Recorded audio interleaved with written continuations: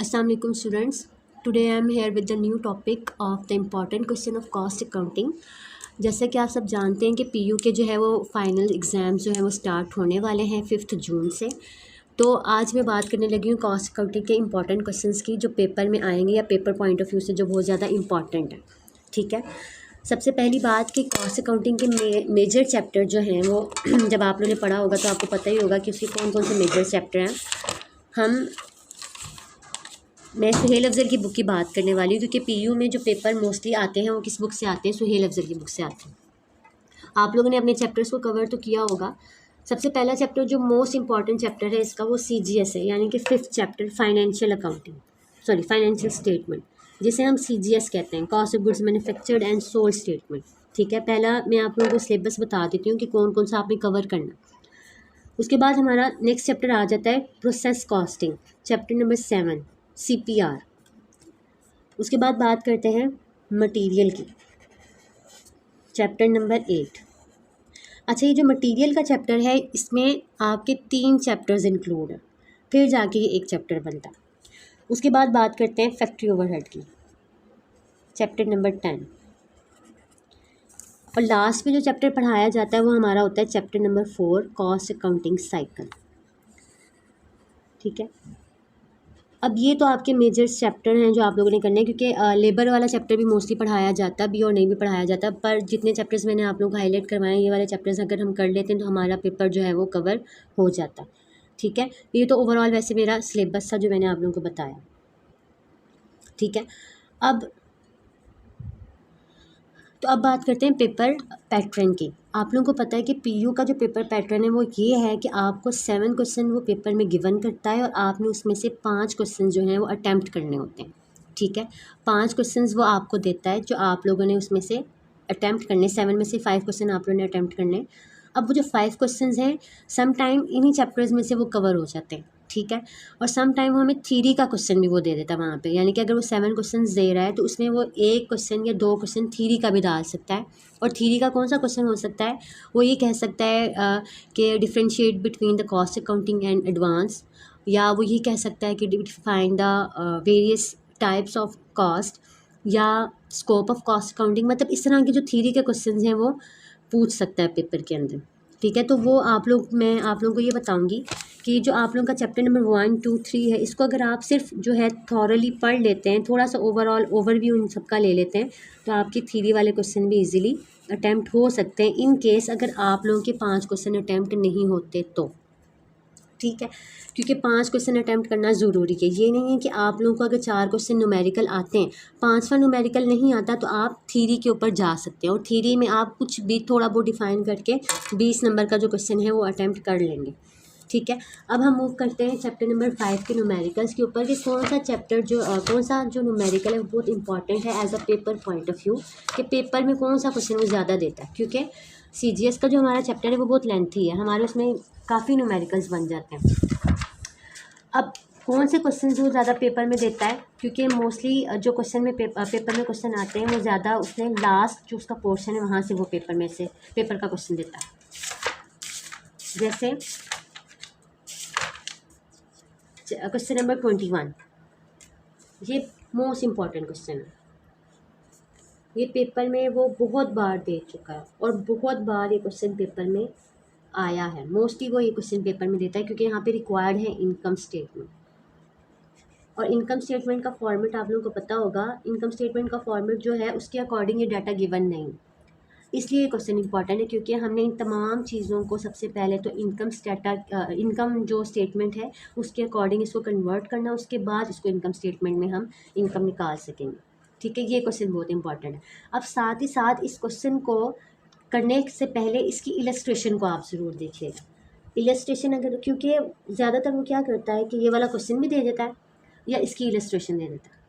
मतलब ये 2 ऑप्शन है, कभी कभी वो इलस्ट्रेशन दे देता है और कभी कभी वो न्यूमेरिकल दे देता है जो क्वेश्चन इसका चैप्टर में गिवन है। ठीक है, तो ये बहुत इंपॉर्टेंट क्वेश्चन है, ये पेपर में वो आता है, मोस्ट इंपॉर्टेंट क्वेश्चन है। मैं जब भी स्टूडेंट्स को करवाती हूँ मैं वहाँ पे मेंशन करती हूँ कि ये पेपर में आप लोग इसको अच्छे से प्रिपेयर करें क्योंकि ये पेपर में आता है, क्योंकि मेरे पेपर में भी ये वाला क्वेश्चन आया था। ठीक है, अब उसके बाद बात करते हैं यहाँ पर 22nd क्वेश्चन की। यहाँ पे एस्टिमेट सेल्स वैल्यू है, ये वाला क्वेश्चन भी जो है वो इम्पॉर्टेंट है। ये 2 क्वेश्चन हैं, ये दोनों एक जैसे क्वेश्चन हैं। सेम वही बात कि आप लोग पहले इसकी इलस्ट्रेशन को देखें, उसके बाद आप ये वाले क्वेश्चंस को देखें। पहले जो था, अगर मैं 2018 से पहले की बात करूं या 2019 से पहले की बात करूं, तो तब ये वाले क्वेश्चन इंपॉर्टेंट नहीं थे। तब ये वाले 2 क्वेश्चंस के ऊपर इसका उसका इतना फोकस नहीं था, वो ये वाले क्वेश्चंस पेपर में नहीं देते थे, ठीक है। बट अब जो है वो क्या करते हैं, इन क्वेश्चंस को पेपर में देना ज़रूरी समझते हैं। और उसके बाद एक ही क्वेश्चन नंबर 24, मैंने अभी कहा कि लास्ट वाले जो क्वेश्चन है ना, जो लास्ट पोर्शन है इस चैप्टर का, वो वाले क्वेश्चन बहुत इंपॉर्टेंट है, वो पेपर में बहुत ज़्यादा वो देता है। अब क्वेश्चन नंबर 24 और 25 ये दोनों क्वेश्चन सेम है, ठीक है। 24 और 25 दोनों क्वेश्चन सेम है। सेम वही बात कि आप लोगों ने दोबारा इसकी पहले इलस्ट्रेशन करनी है इन क्वेश्चंस की, उसके बाद इन न्यूमेरिकल्स को आपने प्रिपेयर करना है फॉर योर पेपर, ठीक है। बहुत आसान है ये क्वेश्चन। यहाँ पे भी सेम वही चीज़ है, यहाँ पे भी उसने इनकम स्टेटमेंट रिक्वायर्ड की है। अब देखा जाए तो इस क्वेश्चन में भी इनकम स्टेटमेंट है, इस क्वेश्चन में भी इनकम स्टेटमेंट है। इसको करने का तरीका और है, इसको करने का तरीका और है, ठीक है। मोस्टली जो क्वेश्चन आता है पेपर में वैसे वो ये वाला आता है, पर ये वाला क्वेश्चन भी वो ज़्यादा प्रेफर करते हैं, ठीक है। क्वेश्चन नंबर 24 भी बहुत ज़्यादा इंपॉर्टेंट है as a paper point of view, क्योंकि यहाँ पर भी वो इनकम स्टेटमेंट रिक्वायर्ड कर रहा है। अब ये वाली इनकम स्टेटमेंट वाला क्वेश्चन और ये वाली इनकम स्टेटमेंट वाला क्वेश्चन, इन दोनों में डिफरेंस है, ठीक है। यहाँ का डाटा और है, यहाँ का डाटा और है, पर ये वो दोनों क्वेश्चन जो है वो डिफरेंट तरीके से आपको करने के लिए देता है, ताकि आप इसे सॉल्व करके दें और नेट इनकम निकाल कर दें, ठीक है। क्वेश्चन नंबर 24 और 25 ये भी सेम है। मतलब आप देखा जाए तो 21 से लेके आप 27 तक सारे क्वेश्चंस को जो है वो देखें, ठीक है। 27 तक देखें। अब यहाँ पे लास्ट वन जो क्वेश्चन है वो सेल प्राइस का, आपने इस क्वेश्चन में सेल प्राइस को फाइंड आउट करना है, ठीक है। ये वाला क्वेश्चन भी पेपर पॉइंट ऑफ व्यू से क्या है, इंपॉर्टेंट है। अब दूसरी चीज़ मैं आप लोगों को ये बताऊं कि जो CGS का हमारा चैप्टर है, इसमें से सम टाइम वो पेपर में 2 क्वेश्चंस भी दे देता है। एक तो वो पिछले पोर्शन से दे देता है, ठीक है, और एक जो है वो हमारे अगले पोर्शन से कोई भी क्वेश्चन उठा के हमें दे सकता है, ठीक है। आगे वाले क्वेश्चन जो आप लोगों ने किए ही होंगे, यहाँ पर ये जो क्वेश्चन नंबर 10 है, ठीक है, क्वेश्चन नंबर 10 या क्वेश्चन नंबर 5 जिसके अंदर रिक्वायरमेंट्स हैं, ये वाले क्वेश्चंस वो पेपर में दे देता है। मतलब फर्स्ट पोर्शन की अगर बात करें, पहले हिस्से की बात करें, तो आप लोगों को CGS रिक्वायर्ड करता है और वो सिंपल से क्वेश्चंस आपको रिक्वायर्ड कर देता है। लास्ट पोर्शन में से भी एक क्वेश्चन दे देता है और फर्स्ट पोर्शन में से भी एक क्वेश्चन दे देता है। और एक क्वेश्चन नंबर 17, ये वाला क्वेश्चन भी बहुत इंपॉर्टेंट है पेपर पॉइंट ऑफ व्यू से। अब ये क्यों इंपॉर्टेंट है, क्योंकि यहाँ पे FH का रेट जो गिवन है ना, वो 150% ऑफ FH। इस क्वेश्चन में इस जो क्वेरी है ना, इसकी वजह से क्वेश्चन पेपर में आता है 150% रेट की वजह से। यहाँ पे वो कोई और भी रेट दे सकता है, आपने उसे खुद सॉर्ट आउट करना, ठीक है। फर्स्ट पोर्शन में से मैंने आपको 3 न्यूमेरिकल्स बताया कि इस तरह के न्यूमेरिकल्स आ सकते हैं, और CGS तो आपने प्रिपेयर किया होगा, जाहिर है CGS का आप लोगों को फॉर्मेट आता है, तो वो आप इजीली क्वेश्चन कर सकते हैं। सम टाइम वो आसान क्वेश्चन भी दे देता है। तो 17 वाला क्वेश्चन जो है वो इंपॉर्टेंट है, और पहले जो 2-3 मैंने बताया, और लास्ट पोर्शन से जो मैंने आप लोगों को हाईलाइट करवाए हैं, ये वाले क्वेश्चन भी जो है पेपर पॉइंट ऑफ व्यू से बहुत इंपॉर्टेंट है। आप इनको प्रिपेयर करेंगे तो आपके 20 नंबर ईजिली आ सकते हैं। अगर वो 2 क्वेश्चन दे देता है तो ईजिली आपके 40 मार्क्स आ जाएंगे, जो आप पास हो जाएंगे, ठीक है। ये हमारा फर्स्ट चैप्टर जो था एक क्लियर हो गया। अगर हम पासिंग मार्क्स की बात करें तो अभी तक हमने 20 मार्क्स अपने सिक्योर किए, ठीक है। अब अगली बात करते हैं हम चैप्टर नंबर 7 की।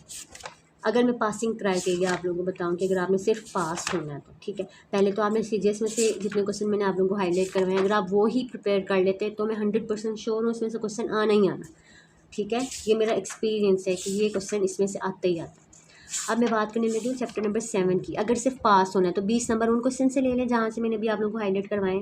अब सेकेंडली जो मैं बात करने लगी हूँ चैप्टर नंबर 7 की, प्रोसेस कॉस्टिंग, जो मैंने पहले भी हाईलाइट करवाए, ठीक है। अब प्रोसेस कॉस्टिंग भी बहुत इंपॉर्टेंट चैप्टर है, जिसके अंदर रिक्वायर्ड होती है आपको CPR। और CPR क्या है, कॉस्ट ऑफ प्रोडक्शन रिपोर्ट, आपने रिपोर्ट बना कर देनी, ठीक है। अब यहाँ पे बहुत ज़्यादा न्यूमेरिकल्स हैं, पर आप लोग को जो न्यूमेरिकल आता है ना, वो सेकंड डिपार्टमेंट का न्यूमेरिकल आता है। पेपर में जो न्यूमेरिकल आता है वो सेकंड डिपार्टमेंट का होता है, नॉर्मल लॉस का। यानी कि क्वेश्चन नंबर 10, 11, 12 आप देख लें, 13, 14, ये जितने भी न्यूमेरिकल्स हैं, ये वाले न्यूमेरिकल जो है पेपर पॉइंट ऑफ व्यू से इंपॉर्टेंट है। सबसे मेजर चीज़ जो इसमें ये है वो मैंने अभी बताया कि सेकंड डिपार्टमेंट का क्वेश्चन आप लोगों को आता है, ठीक है। अब सेकंड डिपार्टमेंट का क्वेश्चन, इसमें जो क्वेश्चन है ना वो सारे सेम मेथड के, ठीक है। इसका मतलब ये है कि आप 10 से लेके 14 तक जितने भी सेकंड डिपार्टमेंट के क्वेश्चन है नॉर्मल लॉस के, वो आप लोग करें। पेपर में जो क्वेश्चन आता है वो नॉर्मल लॉस का होता है, ठीक है। सेकंड डिपार्टमेंट का नॉर्मल लॉस, मोस्टली तो नॉर्मल लॉस का क्वेश्चन आता है, बट अब जो है कुछ पेपर जो या कुछ टाइम से वो फर्स्ट डिपार्टमेंट का अब नॉर्मल लॉस भी देना उन्होंने शुरू कर दिया। यानी कि आप सेकेंड डिपार्टमेंट का नॉर्मल लॉस करें, फर्स्ट डिपार्टमेंट का अब नॉर्मल करें, और सेकेंड डिपार्टमेंट का ही अब नॉर्मल लॉस करें, ठीक है। मेथड सेम है। अगर आप लोगों को क्वेश्चन ये वाले आ गए हैं, अगर आपने प्रैक्टिस कर ली इन क्वेश्चंस की, तो आप लोगों को आगे वाले क्वेश्चन इजीली आ जाएंगे, ठीक है। क्योंकि फॉर्मेट सेम है, सिर्फ डिपार्टमेंट्स चेंज हो जाते हैं या फिर उसमें थोड़ी सी कैलकुलेशन चेंज हो जाती है। पर अगर देखा जाए तो ज़्यादा क्वेश्चन जो आता है वो नॉर्मल लॉस का सेकेंड डिपार्टमेंट का क्वेश्चन आपको पेपर में दिया जाता है, ठीक है। ये जितने भी नॉर्मल लॉस के क्वेश्चन हैं आप लोग एक दफ़ा करेंगे तो आप लोगों का दूसरा क्वेश्चन ईजिली हो जाएगा। और फिर बात करते हैं अब नॉर्मल लॉस की। अब नॉर्मल लॉस फर्स्ट डिपार्टमेंट का हो तो ये भी आ जाता है, और सेकंड डिपार्टमेंट का हो तब भी ये क्वेश्चन पेपर में आ जाता है, ठीक है। तो ये तीन इसमें चीज़ें हैं, तीन क्वेश्चंस के टॉपिक्स जो मैंने आप लोगों को बताया। एक नॉर्मल लॉस सेकंड डिपार्टमेंट का,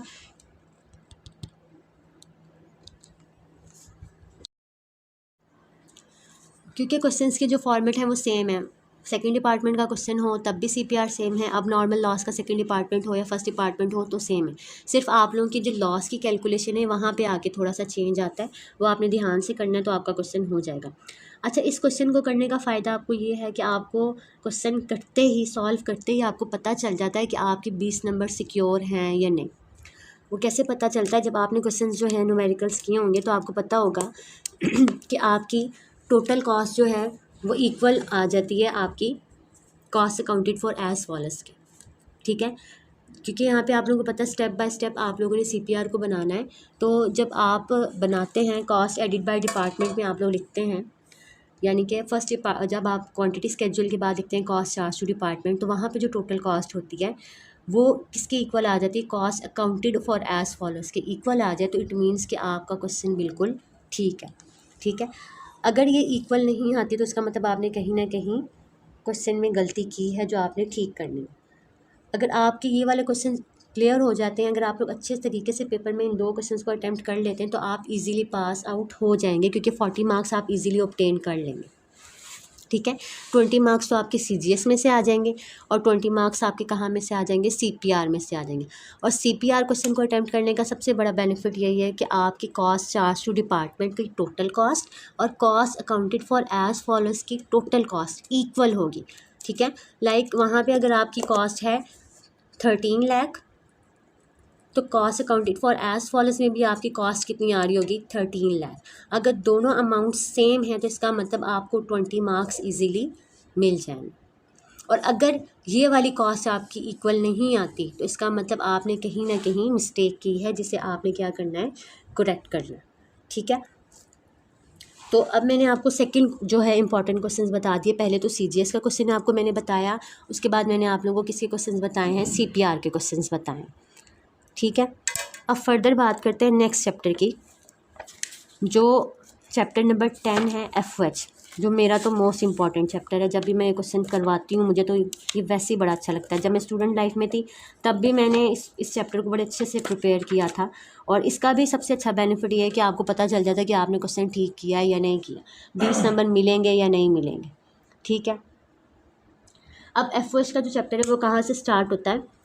17 क्वेश्चन से स्टार्ट होता है, जो जहाँ से पेपर में क्वेश्चन आता है, ठीक है। यहाँ पे एफओएच वेरिएंस एनालिसिस है। यहाँ पे आप लोगों को रिक्वायर्ड होता है कि आपने जो है अंडर और ओवर अप्लाइड एफओएच को फाइंड आउट करके देना है, बजटेड वेरिएंस को फाइंड आउट करके देना है, और आइडल कैपेसिटी को फाइंड आउट करके देना है। यहाँ पे मेजर इसकी 3 रिक्वायरमेंट्स हैं जो आप लोगों ने करनी है, ठीक है। और फिर आपको ये भी मालूम हो जाता है कि आपका क्वेश्चन ठीक है या नहीं ठीक। जब आप क्वेश्चन सॉल्व करते हैं तो आपको वहाँ पे भी एक ट्रिक बताई जाती है कि अगर आप इसको इस तरह से वेरीफाई करेंगे तो आपको पता चल जाएगा कि आपका क्वेश्चन ठीक हुआ है या नहीं हुआ, ठीक है। अब यहाँ पे जो क्वेश्चन इंपॉर्टेंट जो पेपर में आता है as a paper point of view, एक तो ये वाला क्वेश्चन है ना, क्वेश्चन नंबर 19, मोस्टली वो ये क्वेश्चन पेपर में दे चुका है, ठीक है। मोस्टली ये वाला क्वेश्चन वो पेपर में दे चुका है, क्योंकि यहाँ पे जो क्वेश्चन में इंपॉर्टेंट चीज़ है ना वो यहाँ पे ये कहता है 30% मोर देन, कि आप इसको मोर देन करके क्वेश्चन मुझे करके दें। तो ये वाला क्वेश्चन इस वजह से इंपॉर्टेंट है और ये पेपर में बहुत बार आ चुका है। उसके बाद अगला क्वेश्चन जो है वो ये है 1 मंथ एक्टिविटी वाला क्वेश्चन नंबर 21। ये भी question paper point of view से बहुत इंपॉर्टेंट है, क्योंकि जब मैंने अपना पेपर अटैम्प्ट किया था तो ये वाला क्वेश्चन पेपर में आया था 1 मंथ एक्टिविटी का। अब ये 1 मंथ एक्टिविटी का क्या है, क्योंकि यहाँ पे आपका फिक्स्ड एफर्ट जो है वो 12 के ऊपर डिवाइड हो रहा होता है। ठीक है, ये वाला क्वेश्चन भी आपका पेपर पॉइंट ऑफ व्यू से क्या है, इंपॉर्टेंट है। और क्वेश्चन नंबर 22, ये दोनों क्वेश्चन सेम है। अब जो पेपर में ज़्यादा क्वेश्चन आया ना वो ये वाला आया 60,000 वाला।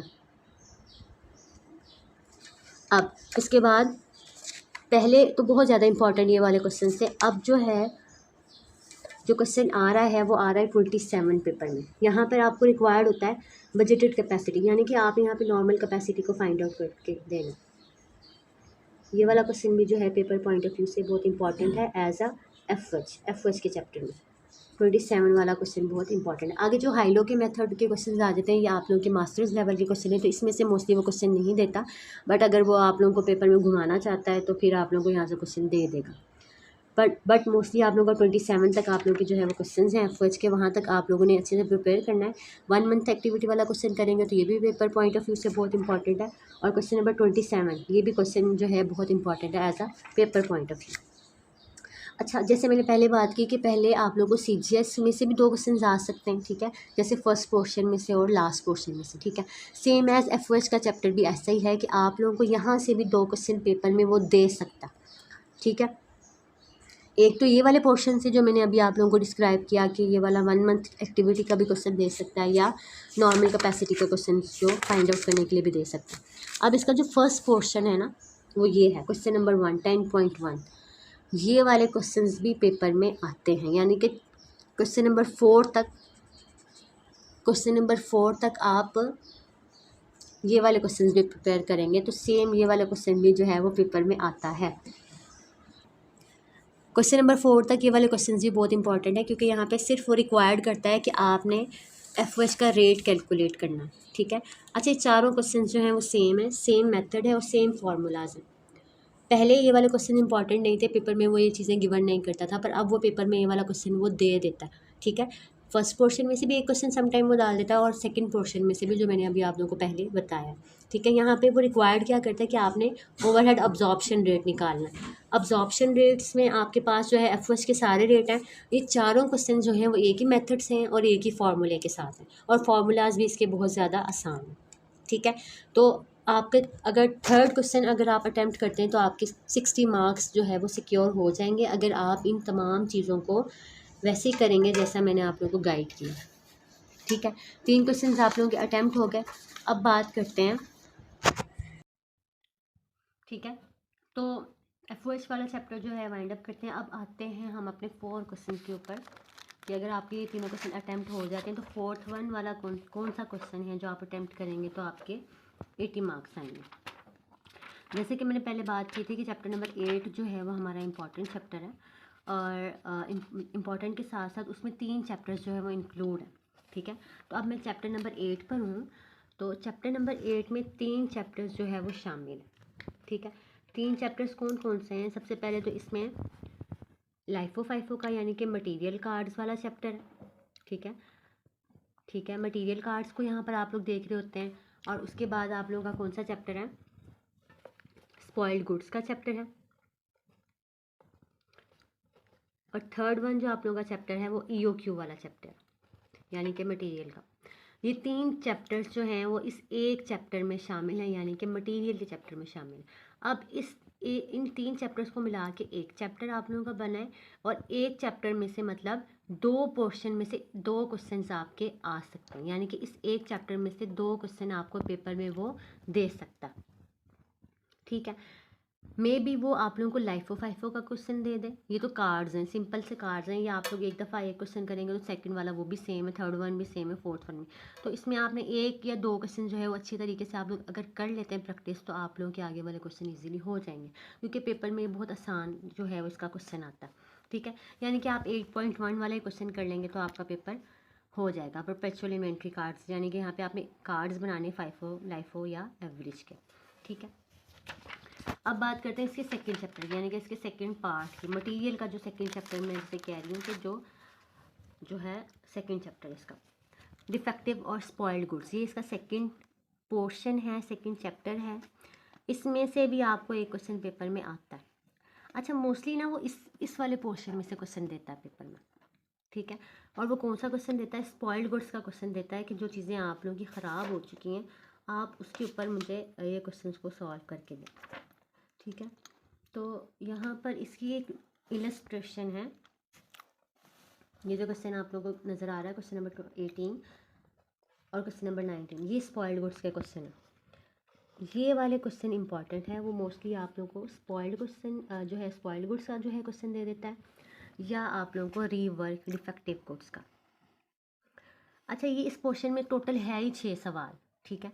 अगर आप लोग ये 6 के 6 सवाल अच्छे तरीके से कर लेंगे तब भी आपका क्वेश्चन जो है वो ईजिली अटैम्प्ट हो जाएगा। मोस्टली वो स्पॉइल्ड का देता है, पहले वो ज़्यादा स्पॉइल्ड को जो है वो प्रेफर करता था, अब वो ज़्यादा डिफेक्टिव को प्रेफर करता है, ठीक है। और ये जो आगे वाले इसके 2 सवाल हैं इसमें डिफेक्टिव और स्पॉइल्ड दोनों को एक साथ उसने पूछ लिया। अब देखा जाए तो 2024 की बात की जा रही है तो पहले तो जो क्वेश्चंस आते थे वो इन 2 में से आते थे, यानी कि स्पॉइल्ड दे देता है या डिफेक्टिव दे देता था। अब एक्सपेक्टेड है कि आप लोगों को ये वाला क्वेश्चन आ जाए कि आपको स्पॉइल्ड और डिफेक्टिव वो एक साथ एक ही क्वेश्चन में आप लोगों से पूछ लें, ठीक है। तो ये क्वेश्चन इंपॉर्टेंट है कि आपको वो एक साथ एक ही क्वेश्चन में पूछ सकता है, ठीक है। अब बात करते हैं इसके थर्ड पोर्शन की। थर्ड पोर्शन जो है वो मेरा EOQ का पोर्शन है, इकोनॉमिक ऑर्डर क्वांटिटी का, ठीक है। इकोनॉमिक ऑर्डर क्वांटिटी में जो क्वेश्चन आप लोगों को पेपर में आता है वो आप लोगों का क्वेश्चन है क्वेश्चन नंबर 33। ये पेपर पॉइंट ऑफ व्यू से इंपॉर्टेंट है, ये क्वेश्चन आप लोगों का पेपर में ज़्यादा आता है, ठीक है।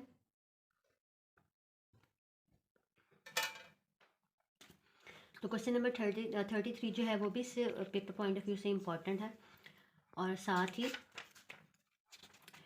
इन्वेंट्री लेवल के क्वेश्चन। यहाँ पे जो इन्वेंट्री लेवल के क्वेश्चन है ये सेम फार्मूलाज के साथ ये तीनों क्वेश्चन उसने दिए हैं, मतलब वो आपको इन्वेंट्री लेवल का क्वेश्चन भी पेपर में दे सकता है, ठीक है। तो ये जो आपका मटेरियल वाला चैप्टर है इसके 3 पोर्शन हैं जो मैंने आप लोगों को बताया कि आपके एक तो इन्वेंट्री कार्ड्स वाला, और सेकेंडली आप लोगों का स्पॉइल्ड गुड्स का, और थर्ड वन आपका इन्वेंट्री लेवल का। तो इन्वेंट्री लेवल में से EOQ वाला क्वेश्चन वो आपको दे सकता है, ठीक है।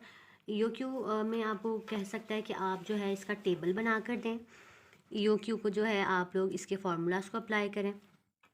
मतलब एक क्वेश्चन वो EOQ का दे सकता है, मे बी वो आपको इन्वेंट्री लेवल का क्वेश्चन दे दे, या मे बी आपका ये जो 33 वाला क्वेश्चन मैंने आप लोग हाईलाइट करवाया ये वाला क्वेश्चन दे दे। अब जब मैं अपने पेपर की बात करूँ तो मुझे पेपर में जो क्वेश्चन आया था ना वो ये वाला क्वेश्चन था, जिसमें उसने मुझे रिक्वायर्ड किया था कि EOQ में करके दूँ और साथ ही साथ इसका प्रूफ टेबल भी बना के दूँ कि मेरा EOQ ठीक आया या नहीं ठीक आया। वैसे पेपर में ज़्यादातर ना वो आपको रिक्वायर्ड करता है कि आप अपने आंसर को प्रूफ करें कि आपने EOQ ठीक तरीके से निकाला है या नहीं निकाला, तो वो ज़्यादातर आपको EOQ का प्रूफ वाला क्वेश्चन भी दे सकता है। तो अगर मैं जो है रेट करूँ कि कौन सा क्वेश्चन ज़्यादा आता है तो मैं प्रेफर यही करूँगी कि EOQ वाला क्वेश्चन वो आपको ज़्यादा देता है, क्योंकि यहाँ पे आप लोगों को रिक्वायर्ड होता है कि आपने इसे प्रूफ भी करना है कि आपका क्वेश्चन ठीक है या नहीं ठीक, ठीक है। तो 4 क्वेश्चन जो हैं वो आपके पेपर पॉइंट ऑफ व्यू से आप लोगों को मैंने क्लियर किए। फर्स्ट ऑफ ऑल तो एक CGS का क्वेश्चन था, सेकेंड वन आप लोगों को मैंने CPR बताया, थर्ड वन मैंने आप लोगों को बताया FOH का, और फोर्थ वन मैंने आप लोगों को मटीरियल के चैप्टर से बताया कि इसके 3 पोर्शन हैं जिसमें से मे बी वो 2 क्वेश्चन आपको दे दें। अब चलते हैं लास्ट चैप्टर के ऊपर, चैप्टर नंबर 4, जहाँ पर आप लोगों को अकाउंटिंग साइकिल का जो है चैप्टर है, और आप लोगों को रिक्वायर्ड होता है यहाँ पे एंट्रीज़ को पास आउट करना, ठीक है। यहाँ पे रिक्वायर्ड होता है कि आपने जनरल लेजर बनाना है या फैक्ट्री लेजर बनाना है। या आप लोगों ने जब न्यूमेरिकल सॉल्व किए होंगे तो आपको पता होगा कि जनरल लेजर क्या और फैक्ट्री लेजर क्या। तो जनरल लेजर का क्वेश्चन या फैक्ट्री लेजर का क्वेश्चन वो दे सकता है, या वो सिंपली ये कह सकता है कि आप अपनी एंट्रीज़ को पास आउट करके दें, ठीक है। तो वो आप लोगों को मे बी सिंपल एंट्रीज़ कहे कि कॉमन एंट्रीज़ पास आउट करके दें, या फिर आप लोग जनरल या फैक्ट्री लेजर बना कर दें। या इसका एक बहुत इंपॉर्टेंट क्वेश्चन है जो अब आजकल या अब के टाइम पे पेपर में आ रहा है। क्वेश्चन नंबर 13, इसकी इलस्ट्रेशन सेम ऐसी है फ्लो कॉस्ट की।